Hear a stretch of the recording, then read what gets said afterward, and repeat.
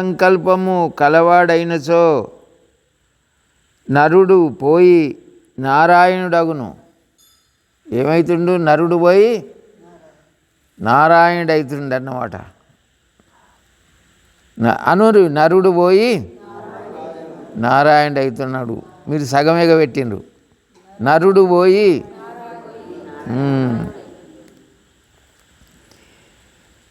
దేవగాయంతి అహో అమీషాం అని దాని మీద వర్ణిస్తున్నారు. మానవ జన్మ సకల పురుషార్థములకు సాధనము. అన్నిటికీ కూడా అన్ని చేసుకోవచ్చు అని చెప్పుచు ఈ భాగవత వర్షములో జన్మించిన మనుష్యుల మహిమను దేవగణమి విధముగా గానము చేయును. ఆహా, ఈ భారత వర్షంలోని మానవుడెట్టి పుణ్యము చేసినారో ఏదో శ్రీ హరి వారిని అనుగ్రహించినందు వలనే వారు భగవంతుణ్ణి సేవించుటకును యోగ్యమగు మనుష్య జన్మ మీ భారతవర్షంలో పొందినారో. ఈ భారతదేశములో మనుషుడై పుట్టడం అనేటువంటిది ఎంతో భాగ్యం ఉంటేనే, పుణ్యం ఉంటేనే, భగవంతుని అనుగ్రహం ఉంటేనే మానవ శరీరం వచ్చింది. మానవులు అంటే వాళ్ళు స్త్రీలు కానీ పురుషులు కానీ ఎవరైనా కానీ కాక ఈ మానవ జన్మ శ్రీహరిని సేవించుటకు ఉపయోగపడును. కావున మేము కూడా దీనిని కోరుదుము. ఈ అదృష్టము మాకు కూడా కలగవలెనని అభిలషింతుము. దీన్ని దేవతలు కూడా కోరుతున్నారు. మాకు కూడా ఇటువంటి మానవ జన్మ వస్తే బాగుండు అని సాధన చేసుకోవచ్చున్నాను. దీని తర్వాత భౌగోళిక వర్ణన కలదు. ఈ ఖండములో పృథివిలోని 7 ఖండముల వర్ణన చేయబడినది. సప్త దీపములు మరియును సప్త సముద్రముల వర్ణన కలదు. సప్త దీపాలు, సప్త సముద్రాలు వర్ణన చేయబడినది. భరతఖండమునకును దేవుడు నారాయణుడు భరతఖండము కర్మభూమి, అన్యఖండములు భోగభూములు. భరతఖండములో జన్మింపవలెనను కోరిక దేవతలకు కూడా ఉండును. ఈ భరతఖండములో అందుకోసమే ఈ సంకల్పంలో వర్ణిస్తారు. భరతఖండే భరతవర్ష భరతఖండే అని. ఈ గ్రంథములో గ్రహస్థితి కూడా వర్ణింపబడినది. ఈ స్కందములోనే సప్త పాతాళముల ప్రతిపాదన చేయబడినది. ఈ పాతాళము క్రింద శేషుడు కలడు. నరకలోకం ఎక్కడ కలదని రాజు అడిగాను.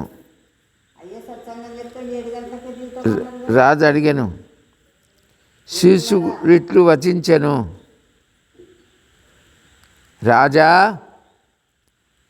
ఈ నరకలోకము దక్షిణ దిశలో గలదు.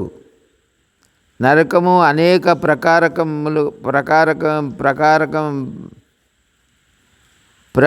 ప్రకారమునుగా గలవు. దొంగ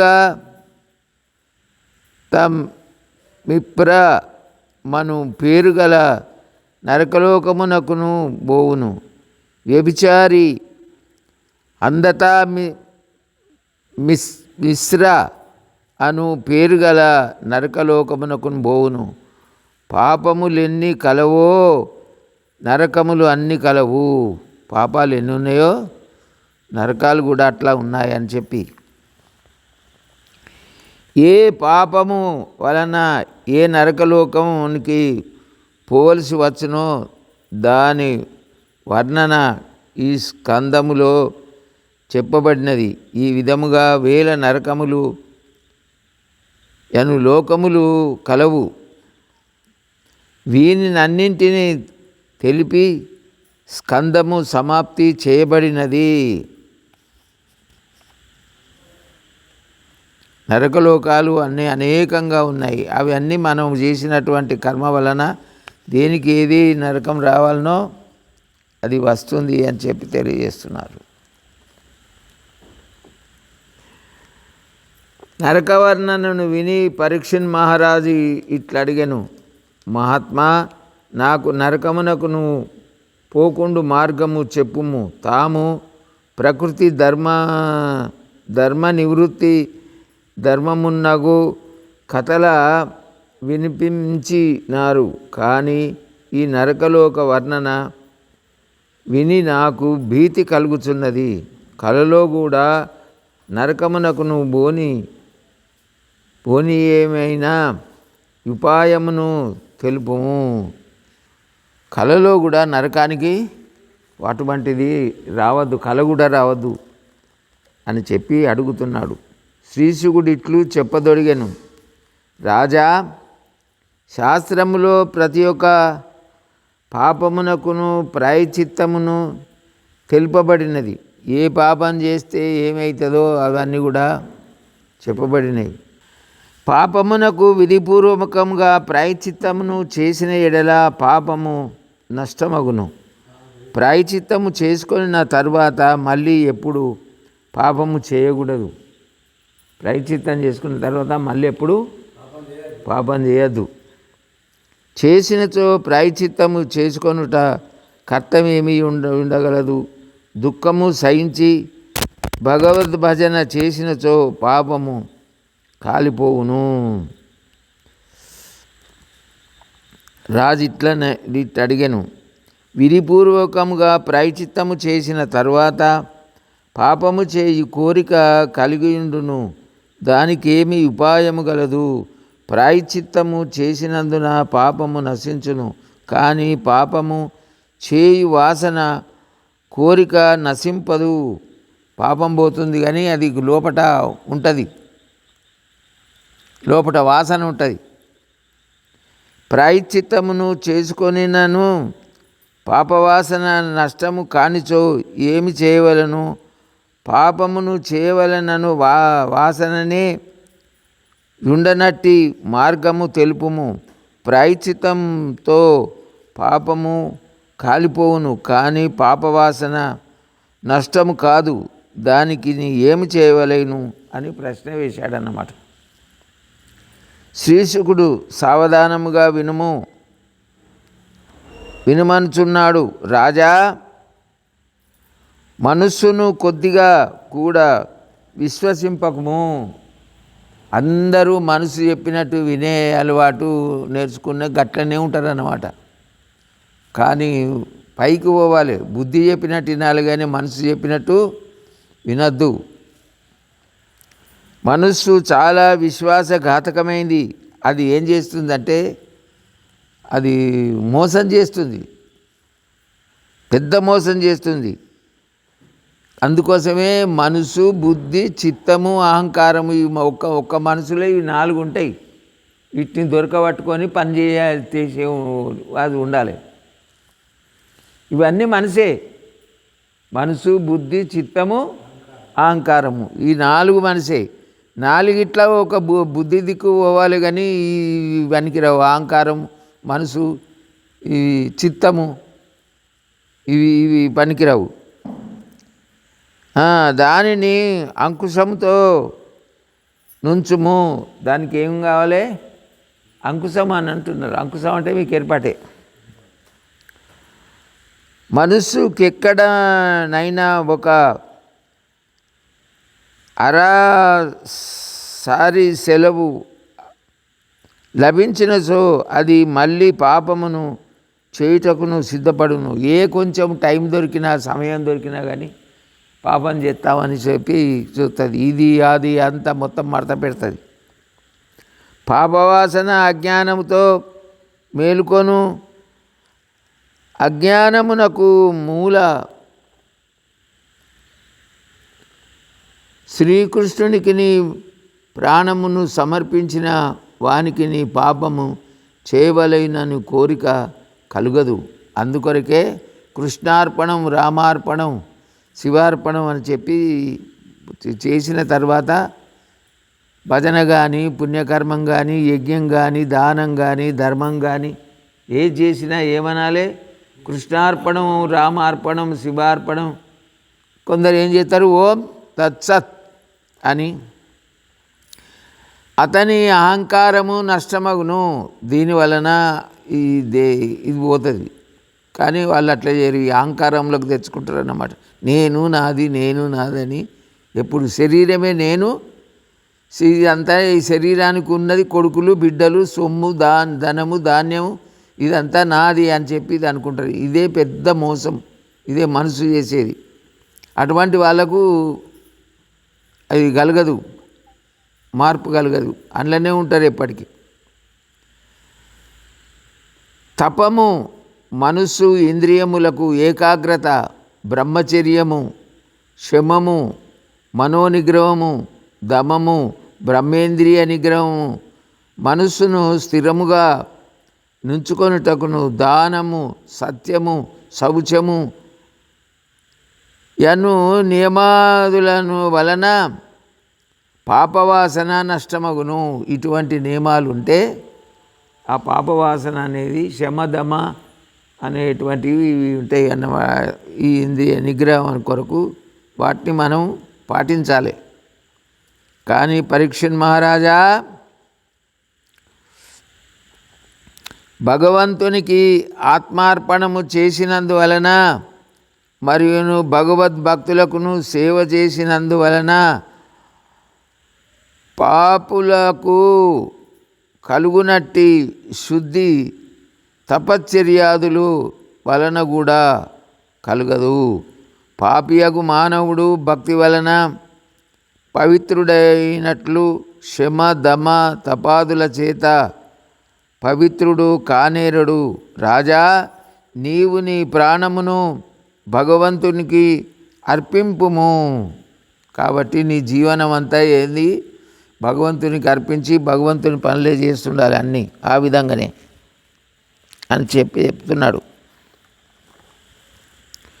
పాపవాసన తొలగి పోవును.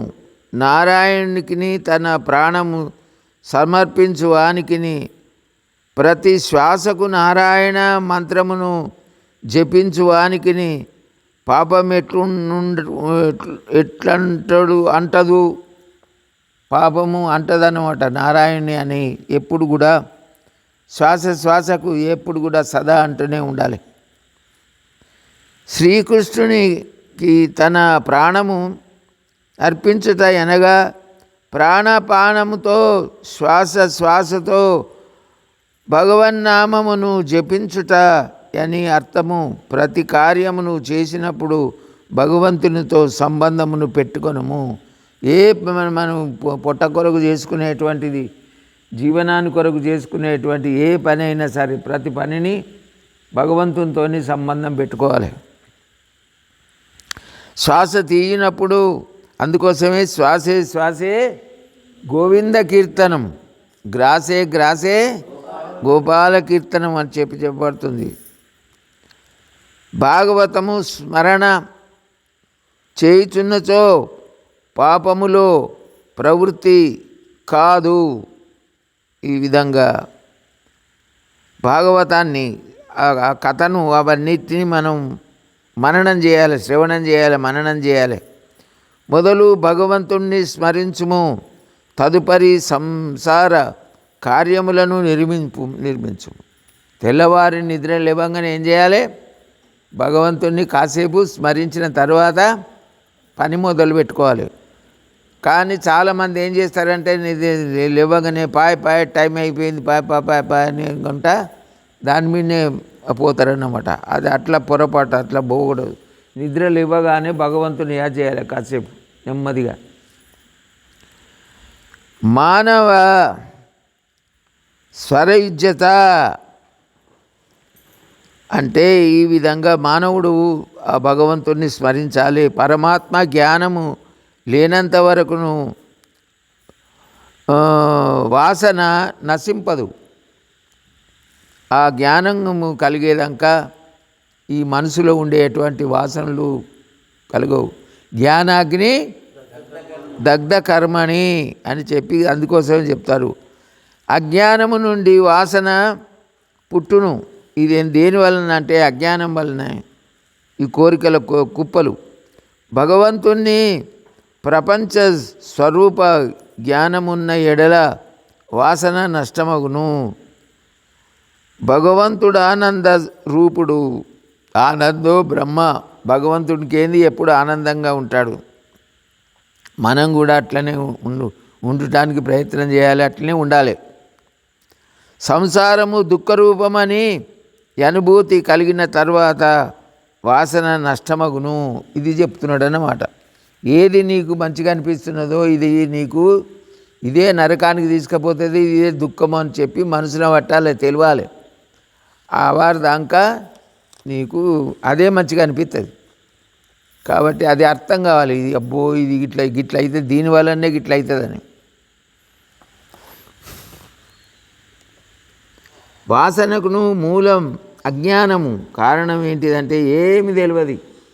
నువ్వు ఎక్కడి నుంచి వచ్చినావు, ఎక్కడున్నావు, ఎటు పోతావు. అజ్ఞానము నశించిన పిదప జ్ఞానము కలుగును. ఇది అజ్ఞానం పోతేనే జ్ఞానం కలుగుతుంది. జ్ఞానముతో అజ్ఞానము నశించును. జ్ఞానం వలన అజ్ఞానము నశిస్తుంది. ఎట్లయితే వెలుగస్తే చీకటి పోతుంది, అట్లనే జ్ఞానం వలన అజ్ఞానం పోతుంది. జ్ఞానము ఎప్పుడు కలిగిండుటకు ప్రాణమును కృష్ణార్పణము గావింపుము. కాబట్టి నీ బ్రతుకు ఎప్పుడు కూడా శ్వాస శ్వాసకు ఎప్పుడు కూడా భగవంతుని కొరకే ఆరాటం అట్లనే ఉండాలి. ఆ అజ్ఞానము నశించనంత వరకు వాసన కూడా నష్టము కాదు. అజ్ఞానం ఉన్నంత వరకు వాసన ఉంటుంది అన్నమాట. నేను నాది అంటే శరీరమే నేను, దీనికి సంబంధించినది అంతా నాది అని అనుకున్నంత పాపం ఇంకొకటి లేదు. ఇదంతా భగవంతునిది. ఇది ఎవడిచ్చిండు? శరీరం భగవంతుడు ఇచ్చిండు. ఇది ఉన్న సంపదలన్నీ కొడుకులు బిడ్డలు సంపద అష్ట సంపదలు ఇదంతా ఎక్కడిది అంటే భగవంతుడి అని మనం ఆ విధంగా భావన చేయాలి.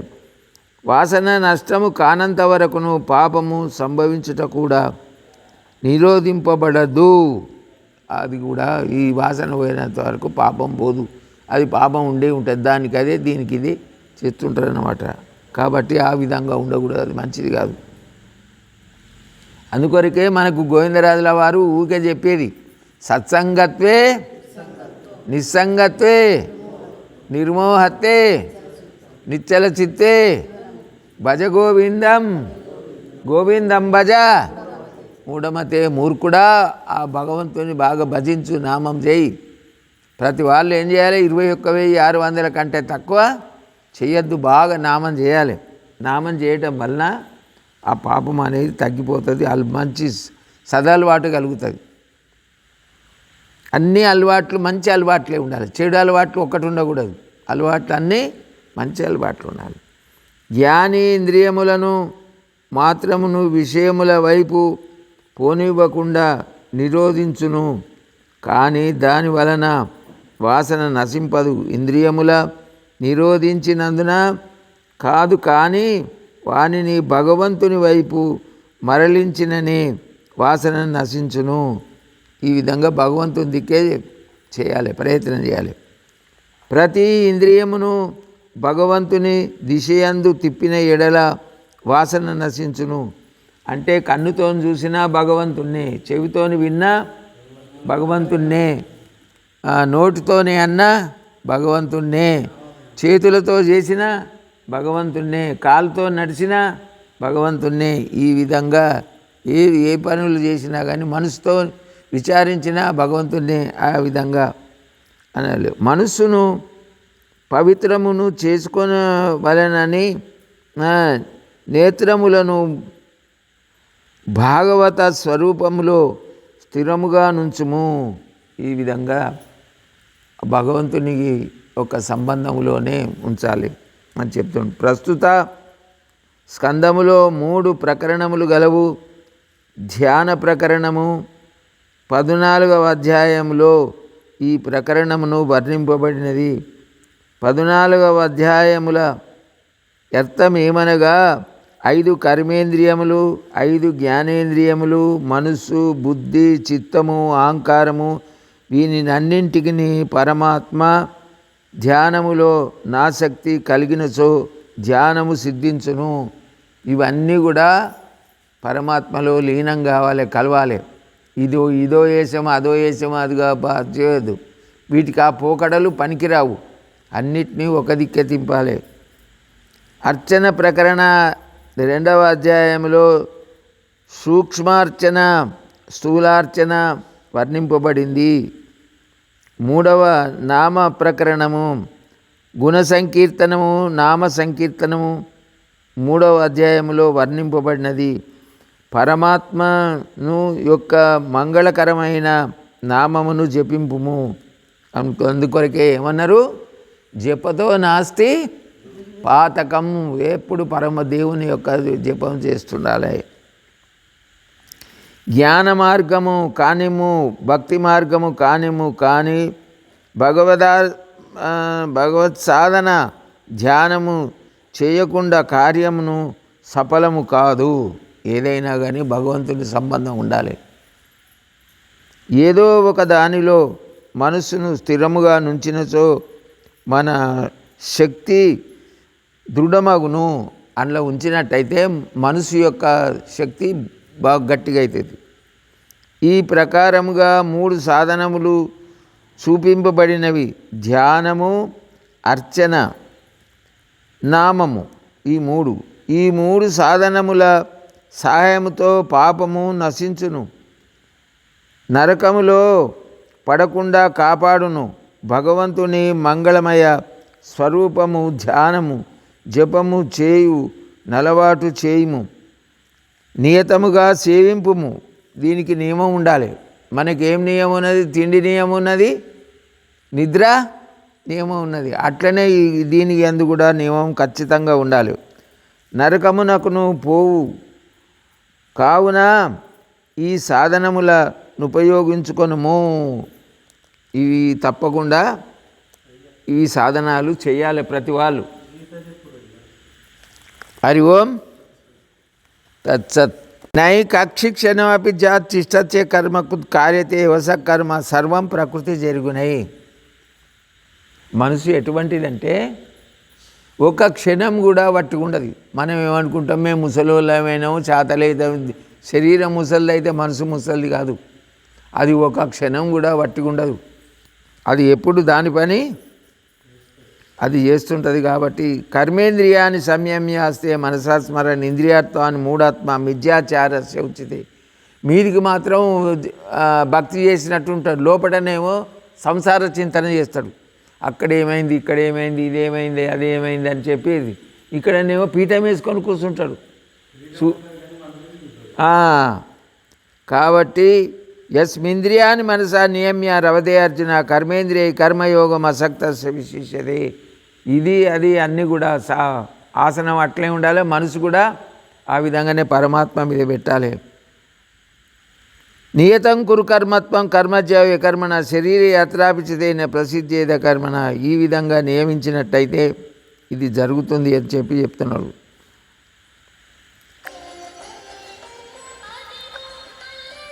దేవాన్ భాయతానేన తే దేవాన్ భాయతంత్వ పరస్పరం భావ్యంత శ్రేయ పరమాప్సద. మనం చేసేటువంటి మంచి పనులన్నీ దేవతలకు అర్పిస్తే దేవతలు మనకు కావలసినవి ఇస్తారు. మనకు తిండి తీర్థం ఇవన్నీ కావాలి కాబట్టి వర్షాలు అవన్నీ ఇస్తారు. మనం వాళ్ళకు అర్పించాలి, వాళ్ళు మనకు చేస్తుంటారు. యజ్ఞశిష్ట సినస్సంతో ముచ్చంతే సర్వకిల్ విషయ భుంజతే తే అగం పాపం ఏ పచంత్యాత్మ కారణాత్. ఎవరైతే ఈ విధంగా ఈ యజ్ఞాలు చేస్తారో, యజ్ఞాలు చేసిన తర్వాతనే భోజనం చేస్తారో, మంచినీళ్ళు తాగుతారో, అటువంటి వాడు ఆ పాపాల నుంచి తొలగబడతాడు, వాడు పైకి పోతాడు. ఏవం ప్రవర్తితం చక్రం నానువర్తే అతీవ యాఘాయురింద్రియారామ మోగం పార్థ సజీవతి. ఎవడైతే ఈ విధానాన్ని దీన్ని అనుసరించడో, చక్రం అంటే ఇది కాలం అయితే ఇట్లా తిరుగుతుందన్నమాట. కాబట్టి దీని ప్రకారంగా మనం కూడా నడుచుకోవాలి. చెప్పిన విధానంగా నాను వర్తయతీవ, ఎవడైతే నడుచుకోడో, వర్తించడో, జీవించడో ఆ విధంగా అగాయిరింద్రియ రామో, వాడు వ్యర్థుడు, ఎందుకు పనికిరానటువంటి వాడు. ఇంద్రియ రామ్ గులాం అన్నమాట. ఇంద్రియాలకు ఏంది దాసుడు, భగవంతుడు దాసుడు కాదు, భోగదాసుడు, భోగాల బొంత, పనికిరానటువంటి వాడు. మోగం పార్త సజీవతి, అటువంటి వాడు వ్యర్థుడు, ఎందుకు పనికిరాడు. మోగం అంటే వేస్ట్, వాడు చెత్త, పనికిరానటువంటి వాడు. యజ్జ ఆశ్రేష్ట తత్తదేవేతరో జన సయత్ ప్రమాణం కృతే లోకస్తదన్ వర్తతే. ఎవడైతే ఈ విధంగా ఆచరిస్తాడో, పెద్దలు చెప్పిన ప్రకారంగా, శాస్త్రం చెప్పిన ప్రకారంగా ఆచరణ చేస్తాడో, తత్తదేవేతరో జన సయత్ ప్రమాణం కృతే లోకస్తదన్ వర్తతే, అంటే లోకం కూడా బాగుపడుతుంది. నీ ఒక్కని ముందుగా పోయేవాడు సరిగ్గా పోతే, సరిగా జీవించినట్టయితే వెనుక వాళ్ళు కూడా సరిగా జీవిస్తారు. అందుకోసమే ముందు జీవించేటువంటి వాళ్ళు చాలా జాగ్రత్తగా చక్కగా జీవించాలి, అన్ని ఏ లోపం లేకుండా అని చెప్తున్నాడు. సక్తా కర్మాణ్య విద్య యదా కుర్వంతి భారత కుర్వంతి తదా చికీర్షి లోక సంగ్రహం.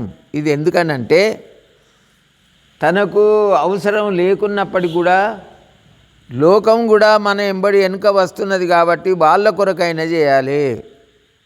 వాళ్ళ కొరకైనా, ఇంట్లో పిల్లల కొరకు, పెద్దల కొరకు, అందరి కొరకు, వాళ్ళ కొరకైనా చేయాలి. అది మంచి కార్యం అనేటువంటిది చేస్తుంటే మిగతా వాళ్ళు దాన్ని అనుసరించే వాళ్ళు కూడా చేస్తుంటారు అన్నమాట. రాజుకు ఆయన మోక్షం పొందిండు, ఆయనకి ఏది అవసరం లేదు, అయినా కానీ ఆయనే ఆ విధంగానే చేసిండనమాట. పేరు సీత తండ్రి జనకుడు, భూభుజో జనకాదయ, అంటే జనకుడే కాదు, జనకునితో ఇంకా ఎందరో ఉన్నారు, వేల మంది, లక్షల మంది ఉన్నారు. వాళ్ళందరూ కూడా ఆ విధంగా చేసిండ్రు. ఎందుకంటే కర్మణ్యేవాధికారస్తే మా ఫలేషు కదాచన, ఒకప్పుడైనా ఫలితం కోరకుండా ఎవరైతే కర్మను చేస్తారో వాళ్ళు అట్లా. తత్వవిత్తు మహాభావో గుణకర్మ విభాగయో గుణేషు వర్తంత ఇతిమత్వాన సజ్జతే. తత్వవేత్త అంటే తనను తాను తెలుసుకున్నటువంటి వాడు. గుణకర్మ విభాగ అంటే ఈ గుణాలన్నింటినీ వేరు చేసుకొని వాటికి అంటకుండా చేస్తాడు, అందులోనే ఉంటాడు, అంటకుంటూ ఉంటాడు. గుణేషు వర్తంత, గుణాలు అట్లనే చేస్తుంటాయి అవి, కానీ నాకు సంబంధం లేదు దానితో అని చెప్పి ఆ విధంగా తెలుసుకొని అంటక ముట్టగా హరిదాస్ ఆ విధంగా ఉంటాడు.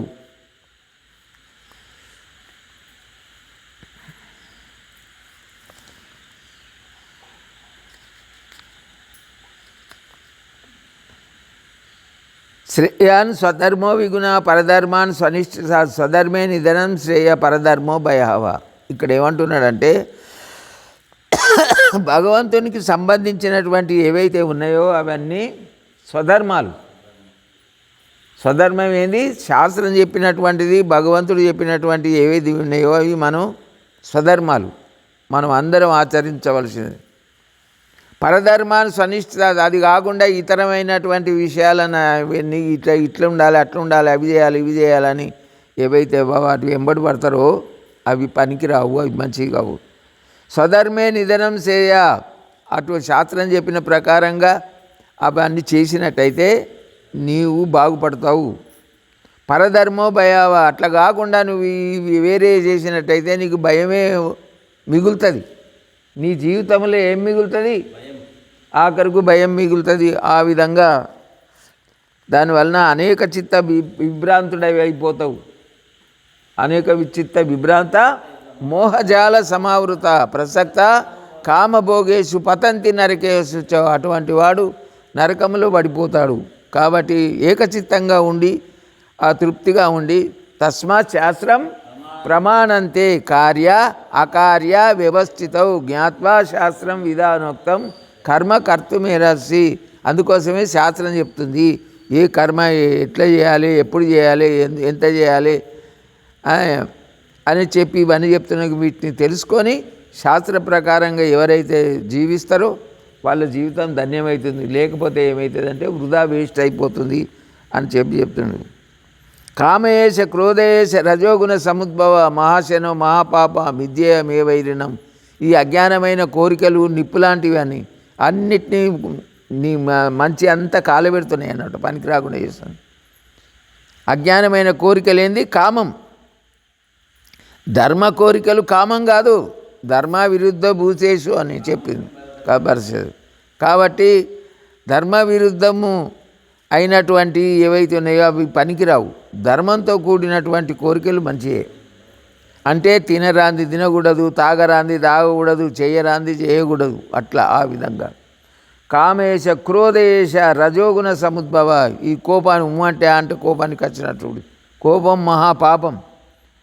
ఈ రజోగుణం మహాశనో అంటే నిప్పులాగా అంతా మంచిని కాల్చేస్తున్నాయి, కానీ మంచిని చెడగొడుతున్నాయి.